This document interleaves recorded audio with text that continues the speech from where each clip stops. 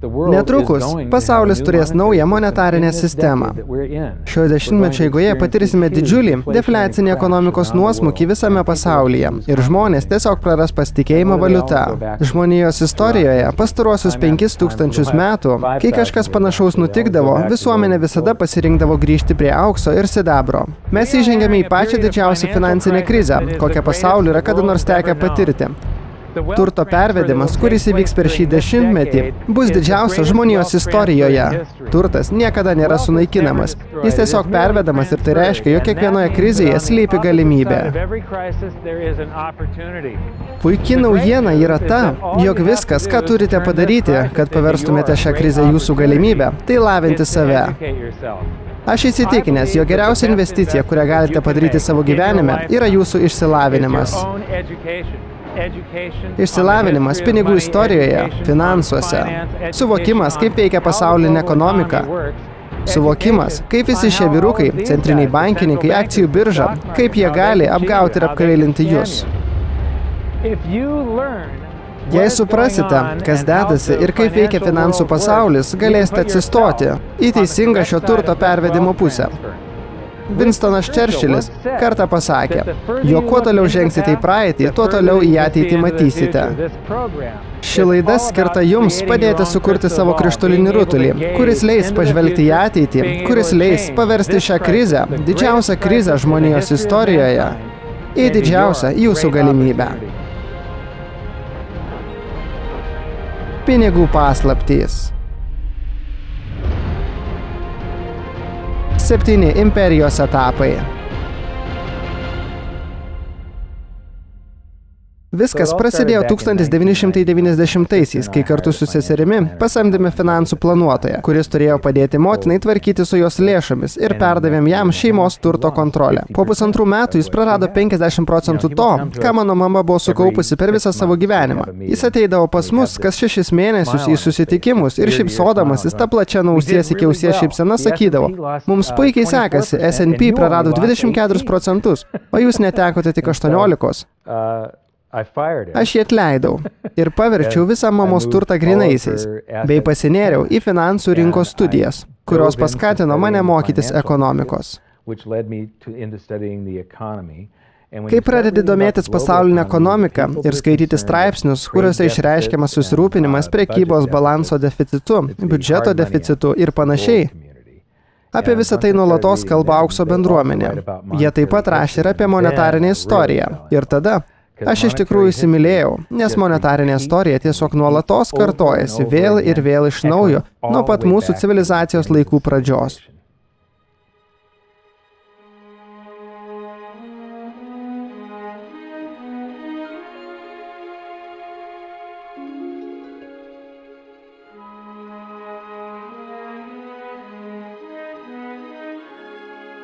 Auksas ir sidabras buvo labiausiai paplitusi valiuta maždaug 5000 metų. Tačiau tikrais pinigais jie tapo tik maždaug tarp 680 ir 630 metų prieš Kristų. Tame laikotarpyje auksas ir sidabras buvo pradėti kaldinti į vienodo svorio monetas Lidijoje. Visos monetos buvo tokio paties dydžio ir vienodo svorio. Todėl jos tapo tinkamos mainams. Kitaip tariant, jos buvo lygiavertės. Nuo to momento jos tapo tinkamos naudoti atsiskaitimams bei žaliavų vertai nustatyti. Atsirado galimybė įkainoti prekę arba paslaugą tomis aukso ar sidabro monetomis, tam tikrų jų skaičiumi. Ir jų kiekis buvo visiems vienodas, kas kartą perkant prekę ar paslaugą. Tačiau šios monetos išpopuliarėjo ir jų vartojimas paplito tik, kai jos atkeliavo į pasaulio pirmąją laisvosios rinkos visuomenę, demokratijos prototipą, civilizacijos lopšį, Atėnus. Netikėtai, pinigai surado savo tikruosius namus, laisvąją rinką. Atėnai buvo pirmoji visuomenė, kurioje funkcionavo mokesčių sistema ir laisvoji rinka. Tai leido jiems iškilti į civilizacijos viršūnę. Jų suklestėjimas leido jiems sukurti didžius meno kūrinius ir pasiekti tokį architektūros bei inžinerijos lygį, kokio pasaulis dar nebuvo matęs. Praėjus 2500 metų, žmonės vis dar žavisi šios civilizacijos pasiekimais. Tai tikrai buvo pasakiškas žmonijos istorijos periodas ir Atėnų žvaigždė švietė ryškiai daugybę metų. Taigi kyla klausimas, Kas nepavyko? Kaip tokia didinga ir galinga civilizacija žlugo? Atsakymas slypi tame pačiame modelyje, kurį mes matome per visą istoriją. Per daug godumo ir per daug karo. Tai nutiko, kai atėniečiai įsitraukė į Peloponeso karą su Sparta. Tada prasidėjo jų monetarinės problemos. Pirmiausia, jie neteko prieimo prie savo aukso ir sidabro kasyklų. Be to, jie taip pat mokėjo kariuomenėms, kurios žygiavo ir buvo už daugybės mylių nuo Atėnų. Kadangi jie mokėjo savo armijoms, kad šios nusipirktų prekių ir paslaugų iš netoliese esančių populiacijų, Atėnuose prasidėjo defliacija, nes jie siuntė savo monetas iš miesto. Tada jie pradėjo nuvertinti savo monetas, kad susimokėtų už karą. Jei mokesčiais surenkate 1000 monetų ir šias auksinės monetas išlydote bei įmaišote 50% vario į savo auksą, galite nukaldinti 2000 monetų. Taigi, surinkus 1000 monetų, galite išleisti 2000 monetų. Kaip visą tai vadinama? Tai yra deficitinės išlaidos. Atėnai pradėjo tai daryti karo su Sparta metu. Jie taip pat vystė didžiulius viešuosius projektus, kurie jiems atsėjo itin brangiai, kai pabaigė Atėnės Nikė šventyklos statybas paliaubų metu. Šio 27 metus trukusio karo metu buvo 6 metų paliaubos. Jie nenutraukė savo grandiozinių viešųjų projektų ir neleido savo ekonomikai atsigauti nuo karinių išlaidų žalos. Kai jie nuvertino savo monetas, žmonės naudojosi naujomis nuvertintomis monetomis pagal jų nominaliąją vertę, kol jų kiekis apyvartoje smarkiai išaugo. Tada pradėjo veikti taip vadinamas Grešamo dėsnis, kai žmonės pradeda taupyti retus ir vertingus daiktus, o išleidžia į apyvartą tai, kas lengvai pakeičiama ir neturi didelės vertės. Taigi visos aukso ir sidabro monetos pradėjo dingti iš apyvartos ir tapo ganėtinai retos. Tai liko tik varinės monetos.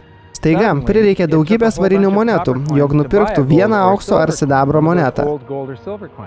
Tai pirmas kartas, kai auksas ir sidabras įgijo kainą. Prieš tai viskas buvo matuojama aukso ir sidabro svoriu. Taigi svarbi Atėnų civilizacijos žlugimo priežastis buvo jos karinės išlaidos, imperijos ekspansija, valiutos nuvertinimas ir kai viso to pasekmė atsiradusi infliacija. Jie tęsė monetų lydimą bei maišymą su variu tol, kol jų sudėtyje teliko varis. Tai iš tiesų buvo pirmoji pasaulio hiperinfliacija ir ji finansiškai sužlugdė Atėnus iki tokio lygio, jog 404 metais prieš Kristų jie buvo priversti pasiduoti Spartai ir galiausiai tapo tik Romos imperijos kolonija. Mane stebina, kaip pasaulio istorija vis kartojasi ir kartojasi. Ir mes niekada nepasimokom iš mūsų kvailų klaidų, tik kartojam jas vėl ir vėl iš naujo. Šiandien mes darome tą patį, ką darė atėniečiai ir kas sukėlė jų puikios kultūros žlugimą.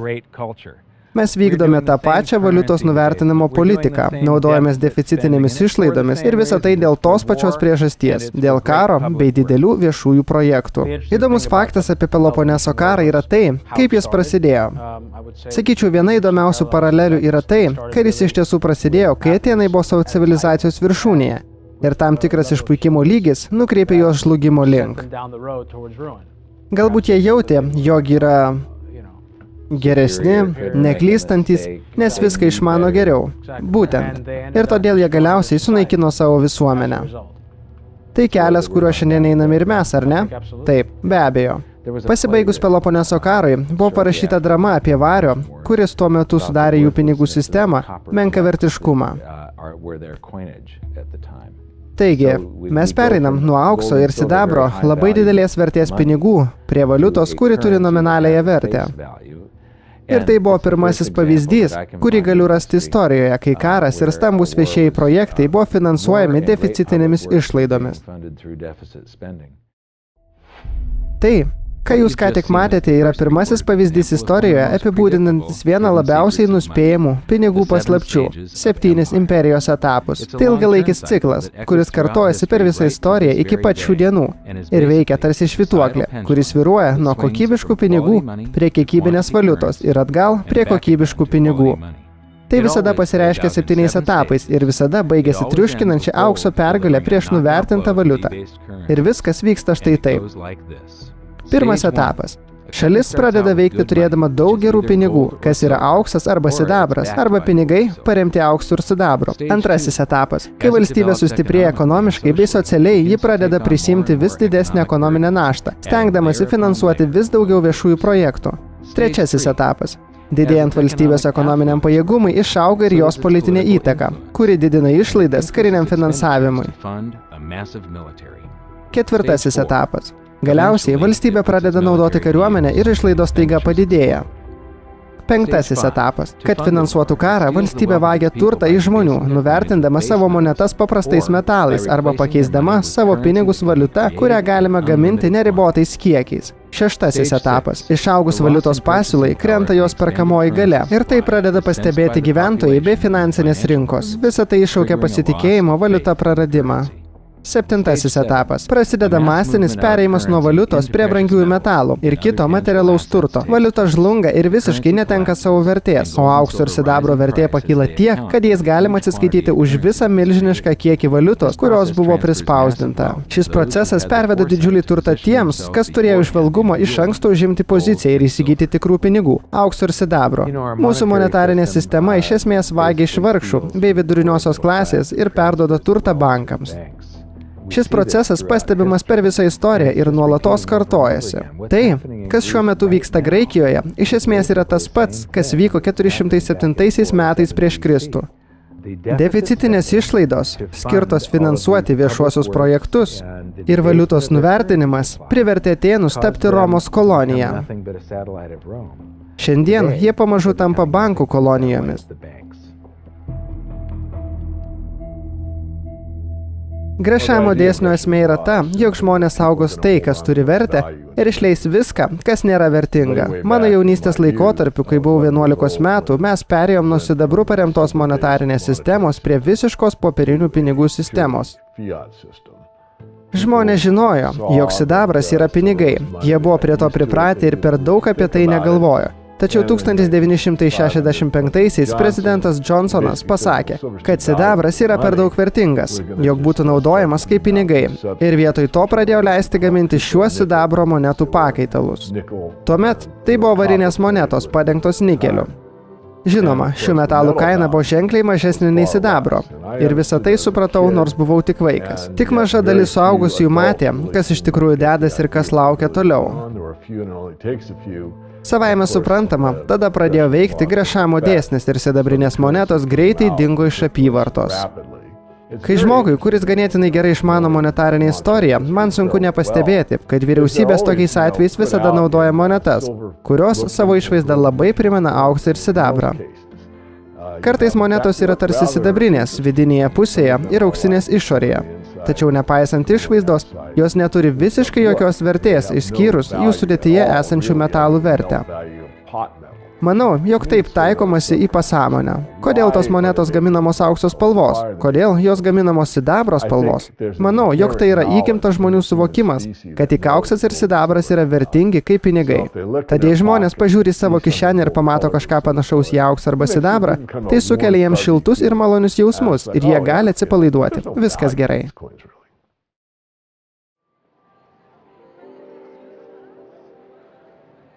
Kitas klausimas, kaip visą tai įtakoja jūs? Mano sekantis sustojimas buvo Londone, kur buvau paprašytas padaryti prezentaciją grupiai verslininkų. Jie norėjo sužinoti, kodėl auksas pastaruoju metu itin pabrango. Paaiškinau jiems, kad norint suprasti auksą, reikia išmanyti monetarinę istoriją. Pažinus mūsų istoriją, bus daug lengviau žvelgti, kaip 7 imperijos etapai vėl kartojasi šiandien. Mums nebuvo leista rodyti jų veidų, bet mes galėjome nufilmuoti mano pristatymą. Taigi, štai paskutinieji 140 monetarinės istorijos metų, glaustai išdėstyti per 10 minučių. Turėkite 7 imperijos etapus omenyje ir kai žiūrėsit prezentaciją, pagalvokite, ar galite atpažinti imperijos ženklus.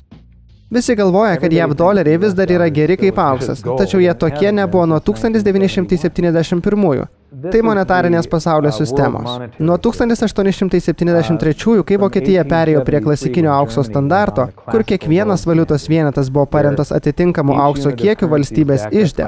Jungtinėse valstijose $20 banknotas, $20 vertės aukso luitas saugykloje. Tais laikais galėjote nueiti į bet kurį banką, padėti savo valiutą, kuri anksčiau buvo pinigų kvitas, pinigų nuosavybės čekis, paprašyti savo pinigų, aukso ir sidabro, ir jie jums privalėjo juos išduoti. Taigi šitai rodo, jog čia yra valiuta, o čia pinigai. Kitu atveju nebuvo jokio pagrindo vyriausybėms kaupti auksą saugyklose, o tada atspausdinti šią valiutą, kuri buvo paremta auksu. Auksas suteikia pasitikėjimo valiuta. Tačiau tokia monetarinė sistema suteikia vyriausybėms galimybę pradėti sukčiauti, kuomet jie atspausdina šiuos kvitus auksui, o vėliau nusprendžia atspausdinti jų daugiau, nei iš tikrųjų turi aukso savo rezervuose. Tai nutiko, kai prasidėjo Pirmasis pasaulinis karas ir visi jo dalyviai panaikino įkeitimo teisę savo piliečiams. Nebegalėjai nueiti į banką ir iškeisti savo svarų, markių, frankų. Jie daugiau nebebuvo keičiami į auksą. Jie įjungė spausdinimo presus ir pradėjo spausdinti lyg pamišę. Tada, tarpukaryje, jie perėjo prie taip vadinamo aukso mainų standarto, kuomet valiutos buvo dalinai susietos su auksu. Taigi, Jungtinėse valstijose pagal 1913 Federalinio rezervo aktą Federaliniam rezervui buvo leista naudoti $50 vertės nuosavybės čekius, kitaip tariant valiutą, kurios vertė buvo garantuojama tik $20 vertės auksu. Taigi, tai buvo 40% rezervinis santykis. Kiekvienam $20 vertės aukso luitų saugykloje jie galėjo išleisti $50 į apyvartą.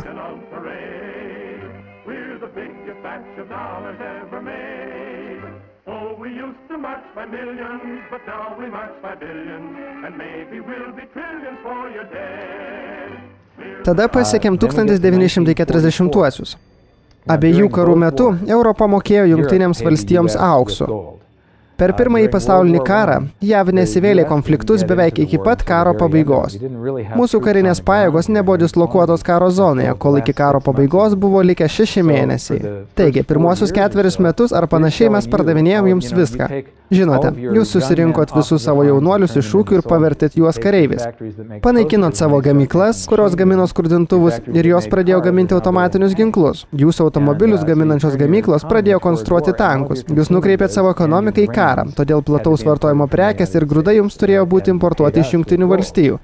Ir jūs mokėjote mums auksu. Tada, Antrojo pasaulinio karo metu, Hitleris pradėjo žvanginti ginklais 1936-aisiais. Aneksavo Austriją 38-aisiais, užgrobė Lenkiją 39-aisiais, Pearl Harboras nebuvo užpultas iki 41-ųjų pabaigos, taigi mūsų karinės pajėgos nebuvo dislokuotos iki 42 rugpjūčio. Tad maždaug 6 metus jūs mokėjot mums savo auksu, o mes pardavinėjom jums savo prekes. Tuo metu amerikiečiai sugalvojo mitą, kad karas yra naudingas ekonomikai. Karas yra naudingas ekonomikai, jei nedalyvauji jame, o tik parduodi kovojančioms pusėms prekes. Taip, Amerikos nacionalinės pajamos nepaliaujamai auga. 43-aisiais jos siekia $142 milijardus, o tai buvo dvigubai daugiau nei 39-aisiais ir 3 kart daugiau nei 33-aisiais. Baigiantis Antrajam pasauliniu karui, JAV turėjo 2/3 viso pasaulio monetarinio aukso, centrinių bankų aukso. Visas likęs pasaulis turėjo dalintis 1/3, o Europa neturėjo nieko. Taigi pasaulinė monetarinė sistema nebefunkcionavo, ji turėjo žlugti. Bet mes suteikėm daugybę paskolų Europai doleriais, taigi Europa buvo užtvindyta doleriais. Delegatai iš viso pasaulio susitiko Bretton Woodse, Naujajame Hampšyre, 1944-aisiais. Jie sugalvojo naują pasaulinę monetarinę sistemą, pavadinta Bretton Woodso sistema, kurioje visos pasaulio valiutos, išskyrus tik keletą, buvo paremtos JAV doleriais, o JAV doleris šiuo atveju buvo paremtas auksu, įvertintų $35 už unciją. Tai suteikė pasitikėjimo visoms valiutoms. Tai suteikė pasauliui stabilumą, bei apjungė visas pasaulio valiutas per dolerį su auksu. Todėl tais laikais tokio dalyko kaip tarptautinė valiutų rinka nebuvo. Valiutų kursai nesviravo. Jie buvo nekintantis metai iš metų ir tai padėjo atgaivinti pasaulinę prekybą. Vėliau prasidėjo dolerio standartas, nes mes nesiliovėm spausdinti dolerių. Bretton Woodso sistemoje nebuvo nustatytas joks rezervų santykis, pagal kurį JAV būtų įpareigota turėti tam tikrą aukso kiekį atitinkantį apyvartoje esančių dolerių skaičių.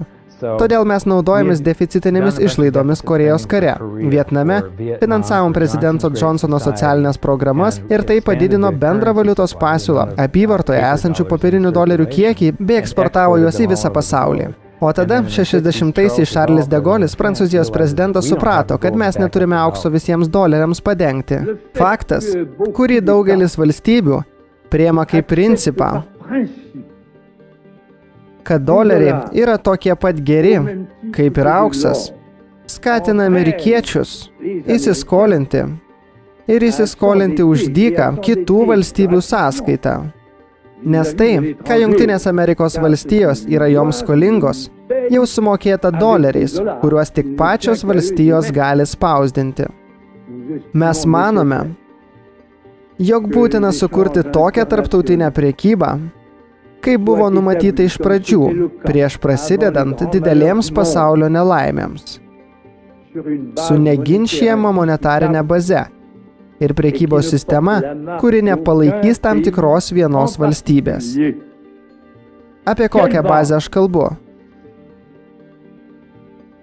Iš tikrųjų, niekas negali ginčytis, jog valstybė gali turėti kitą standartinį vertinimo vienetą nei auksą. Ir Prancūzija pradėjo reikalauti savo aukso, įkeisdami savo dolerius. Tai pamatė, kitos valstybės taip pat pradėjo stoti į Prancūzijos gretas ir JAV prarado 50% savo aukso nuo 1959 iki 71. Bet 71-aisiais mes vis dar turėjome 12 kartų daugiau dolerių, kuriuos sukūrėm nei aukso savo rezervuose. Ir visa tai iš esmės buvo tarsi panika pasiimti pinigus iš banko.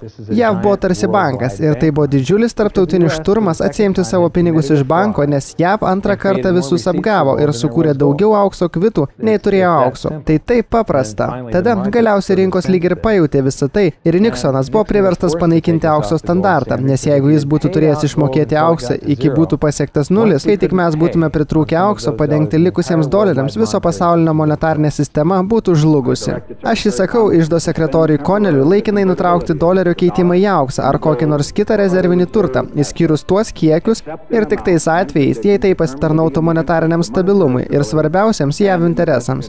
Visapusiškai bendradarbiaujant su Tarptautiniu valiutos fondu ir tais, kurie palaiko mus, primygtinai reikalaujama būtinų reformų, kad būtų nedelsiant pradėta formuoti tarptautinė monetarinė sistema. Rugpjūčio 15-ąją, 71-aisiais visos pasaulio valiutos tapo dekretinėmis valiutomis. Nežinau, kodėl likusios valstybės ir jų lyderiai nesuskubo jo pakarti. Jie tiesiog ir toliau su viskuo sutiko. Visus mūsų partnerius užsienyje užtikrinu. Jungtinės valstijos visą laik buvo ir bus žvelgiantis į priekį ir vertas pasitikėjimo prekybos partneris. Per visą žmonijos istoriją dekretinių valiutų būta tūkstančiai ir nėra tokios, kuri išliko. Tai yra 100% nesėkmės rodiklis. Ir mes iš naujo pradėjom šį eksperimentą, kai visos pasaulio valiutos buvo atrištos nuo aukso ir tapo dekretinėmis valiutomis vienu metu 71-aisiais. Bet pažvelkime, ką čia turime.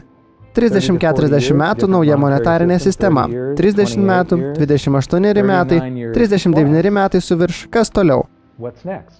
Netrukus pasaulis turės naują monetarinę sistemą. Šio dešimtmečio eigoje mes patirsime didžiulį defliacinį nuosmukį visame pasaulyje.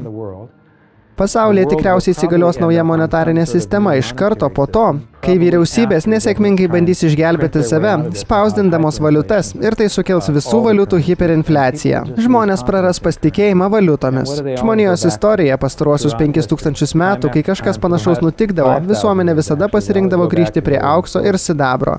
Kintančio kurso valiutų pasaulyje, o tai iš esmės yra visos pasaulio valiutos, jų vertė kyla arba krenta viena kitos atžvilgiu, tačiau jos visos nuvertėja lyginant su auksu. Įskaitant dolerį, taip pat ir eurą, ir Britanijos svarą bei visas kitas valiutas. Jos ir toliau praras vertę, toliau praras perkamąją galią. Asmeniškai aš nemanau, jog kažkaip galime išvengti to, kas artinasi. Šiuo metu niekaip negalime išspręsti šios situacijos. Mes tik galime leistis būti nušluoti nuo žemės paviršiaus arba pasipelnyti iš to. Ir aš tik noriu pasirūpinti, kad tai nebūtų tik keletas didžių investuotojų pasaulyje, kurie gauna visus sausainius. Noriu pasirūpinti, jog daugybė mažų investuotojų gautų kiek įmanoma daugiau naudos iš to, nes tai suteikia pamatą visuomeniai. Vidurinioji klasė, smulkiai investuotojai. Vienas didžiausių žmonijos iššūkių yra tas, kad fiziologiškai mes esame sukurti funkcionuoti dabartyje. Mano kovok arba bėk instinktas tikrąja to žodžio prasme yra mano ląstelėse. Tikrąja to žodžio prasme. Ir kai aš esu laukinėje gamtoje, esu priverstas arba ieškoti maisto, arba užtikrinti, kad pats juo netapčiau. Kaip visą tai veikia moderniame pasaulyje? Ogi mes galvojam tik apie tai, kas šiuo metu vyksta priešais mus. Taigi mes manom, jog seniai buvo praeitą savaitę YouTube, Facebook ir greito susirašinėjimo pasaulyje. 3 sekundės yra ilgas laiko tarpas. Ar gavai plakatą, aš jau pasidalinau juo. Tačiau, jei pažvelgsite į istoriją, neturiu omenyje savaitės ar mėnesio, turiu omeny 100 metų, daugiau nei porą 100 metų. Galite pradėti žvelgti tendencijas, galite pamatyti dalykus, kurie vyksta dabar, nes istorija nuolatos kartojasi. Yra keletas tendencijų, keletas ciklų, iš kurių galite pasimokyti. Jūs turite tiesioginę prasme išlysti lauk iš savo žmogiškų instinktų ir pažvelgti į mūsų istoriją. Mes tik norim susitelkti į esamąjį laiką, nes tai, kaip sakiau, yra arba apie valgymą, arba apie buvimą suvalgytam. Mes turime žvelgti toliau ir tai reiškia, jog turime susitelkti ne tik čia ir dabar, bet ir pasimokyti daug naudingų dalykų ir iš to, kas įvyko praeityje ir įžvelgti scenarijus, kurie gali pasikartoti ateityje. 7 imperijos etapai, trumpai priminsiu, prasideda nuo kokybiškų pinigų. Valstybė pradeda įgyvendinti įvairius visuomeninius projektus ir socialinės programas. Po to išvysto didžiulę kariuomenę ir pradeda ją naudoti. O vėliau moka už karą nuvertindama savo valiutą, kas sukelia pasitikėjimo valiuta praradimą, kuris tuomet priveda prie valiutos krizės ir auksas staigiai atgauna savo vertę nuvertėjusios dekretinės valiutos atžvilgiu.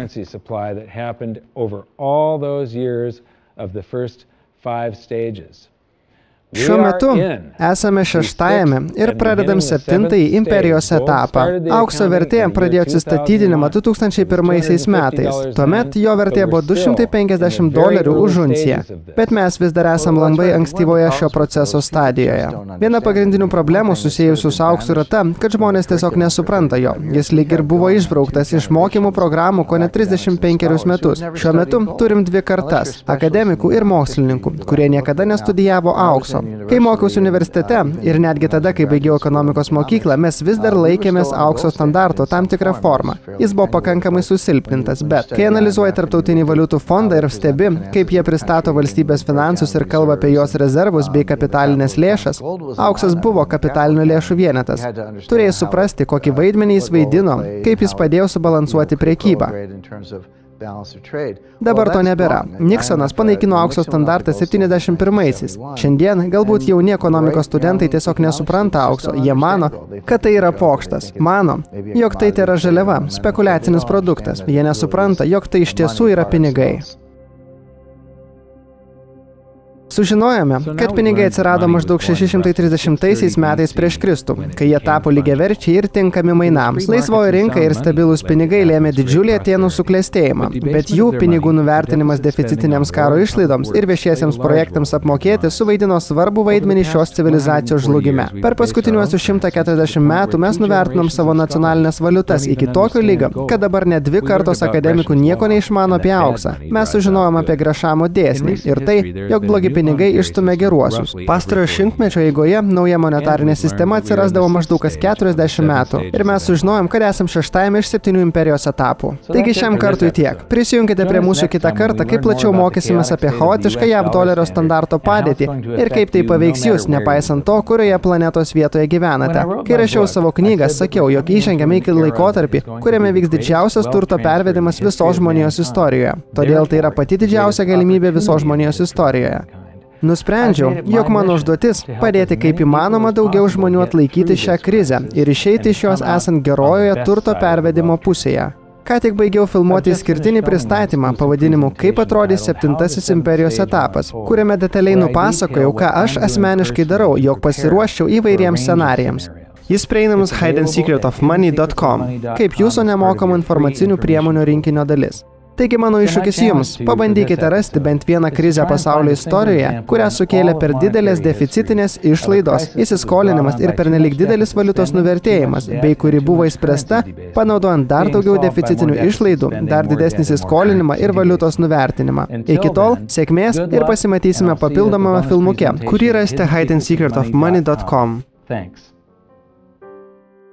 Dedu galvą, kad nėra jokios kitos alternatyvos. Yra arba auksas ir sidabras, arba jūs žuvę. Būtent taip pasaulis visą laiką veikia ir būtent taip jis veikia šiuo metu. Įsijunkite televizorių, pažiūrėkit, kokia aukso kaina. Dolerio kursas krenta, auksas kyla, sidabras kyla. Būtent taip viskas visada veikia. Ir taip veikia dabar. Kodėl dar kažkas stebisi? Kodėl kažkas stebisi? Viskas visada vyksta būtent taip. Jau 5000 metų iš eilės šitaip vyksta būtent taip.